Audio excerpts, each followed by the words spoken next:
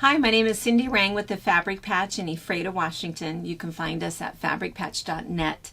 And we are continuing with our Sew Along series with our O Tannenbaum pattern.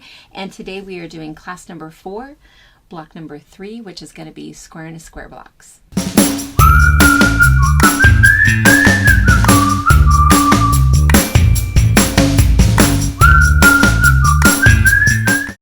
All right, so I have to start first with a tiny little confession. Perhaps by now you already know what it's going to be, and that is that when you have your pattern, if you've been looking and carefully perusing through the pictures, you might notice that the quilt here is a little bit different from what is described in the pattern, and I'm going to tell you why. I made this and was putting the whole thing together, and then I wrote the pattern. And when I was putting the whole thing together, I thought this would be perfect for a beginning quilter project. And so after I did it, I realized there was a couple of other techniques that I really thought that you should know how to do. So when we talk about this square and a square block, I'm going to show you the one that's here, and it's right up here. This is your square and a square. So here's the square, and then these little corners here made it a square in a square. So if you've been looking throughout the green tree for your square in a square, you stop looking because there is not one. What you could do is you could also change it up a little bit, because what we've told you in the pattern is to do green with your green corners, so that again you'll have kind of this piecey textured look in the background for your tree. But you could actually make it one of your little Christmas balls if you want to do that.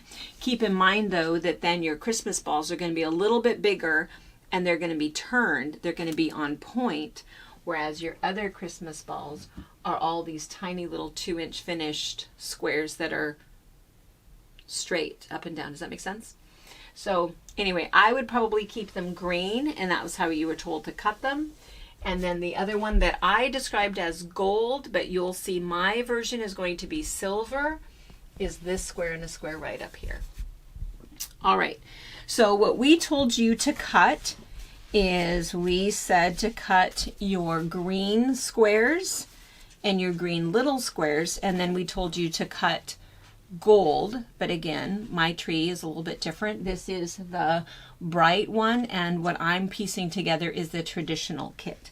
So I have my large square, and then I have my small ones. Oops, I have some extras here.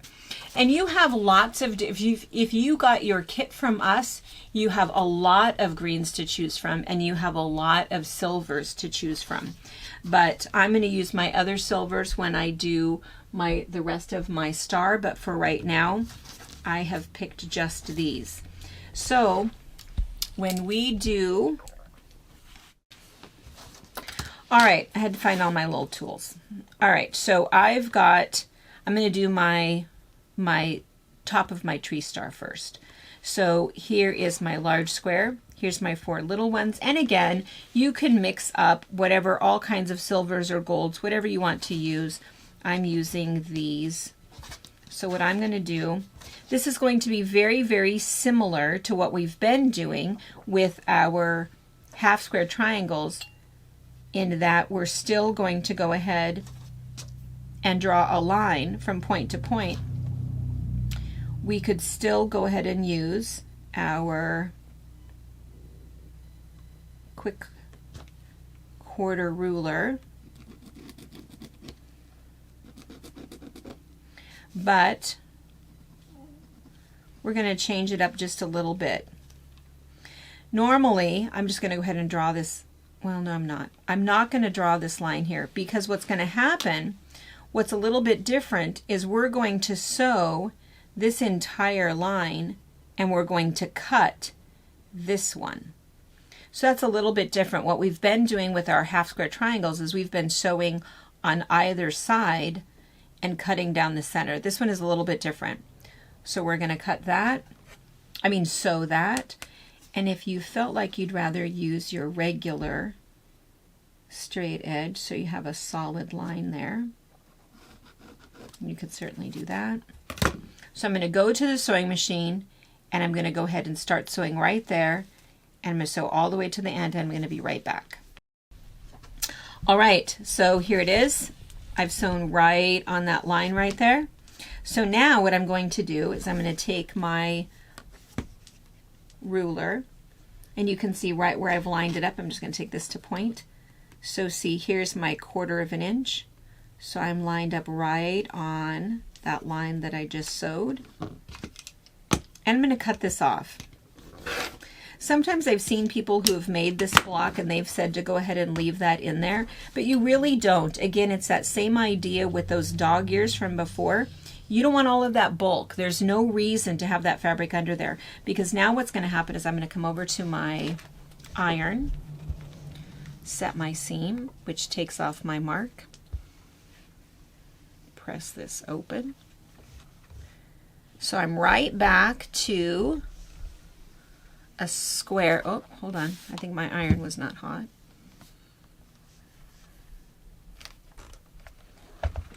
All right. So I'm right back to my square, but now it has this pretty corner. Okay. Now I'm going to repeat the same thing. I'm going to do it on all of the other sides. Now, what you really want to do is, I think on the pattern I kind of just showed that you do one side, the other side, the other side, the other side. But really what I tend to do if I'm chain piecing, I'm going to go ahead and do, I've marked this one. So I would have really put 2 of them down, sewed this one, cut, cut, pressed them open, and then I could go ahead and do that one and that one. And if you're wondering why you have to do them separately, it's because once this has been pressed open, you can see that you're actually going to sew over the top of what you've already done. And I'll show you that in a second. First, I'm going to go back over, and I'm going to go ahead and sew right on that line again. Okay, I'm just going to show you that again. So that one has been sewn. We'll see if my iron cooled off. Oh, I guess I probably didn't need to press that yet. Let me cut my, so I've lined that up again with my 1/4 of an inch. Cut that off, and now I'm going to go ahead and press that open. And each time when you're pressing it open, you don't have to worry like we did before about our scant 1/4 inch, because you can see that now this block is exactly the same size that it was before, which is really nice. And so now I'm going to go ahead and do the opposite sides. And this is what I was talking about, is that when we line that up there, we're sewing right over the top of this because we're going to create that 1/4 inch seam allowance so that everything comes out on point. So I'm going to put this one here. I'll just put a little pin in. And I'm going to put that one right there. Put a little pin right there. I'm going to go to the sewing machine, sew right on that line, and right on that line. Okay, here it is. So I've sewn on both of those lines. I'm going to do the exact same thing. I'm just going to go ahead and line that up. I'm right on that, see where my ruler is? I'm right on that 1/4 inch mark. Cut that off. Right on that 1/4 inch mark. Cut that off. Come over to the iron. And again, when I iron it, my friction mark goes away. I'm just going to press it open.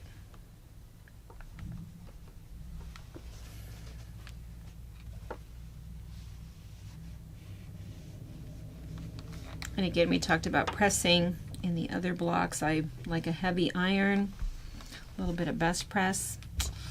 My iron always cools down though while I'm sewing. There we go. And this is our square and a square block. So what you want to notice is that this right here, this is that 1/4 inch. And why that's necessary is because when we start to put everything together, we want to make sure that this point comes out exactly right, and that's why we've got a 1/4 inch all the way around. You can go ahead and measure this block if you want to. It's supposed to end up at 4.5 inches. And again, if there's a tiny little bit of stuff that you need to trim off, which it looks like I have just a couple of little, same thing as before, just a couple of little shards that we can cut off, then you can go ahead and do that. Oops.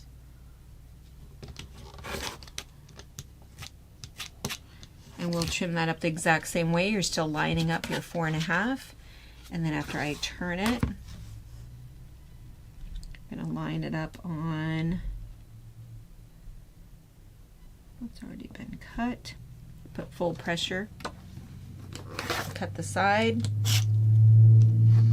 Cut the top. And all you're really trimming off is just that little bit, and there you have it. There's our square and a square block. So now what's going to happen is this was the one that's going to go on the top of my tree. So all of these other green bits, these are the ones that are going to be within the bulk of your tree. So you're going to do the exact same thing. Take your large green pieces, take your little green pieces, and do the same thing. So you'll line these up. So these, press them open and then turn around, and you can mix and match, you can make them all the same, whatever you'd like to do, and then do your other sides, so press them open. So you'll get all of those done, and you need to make 6.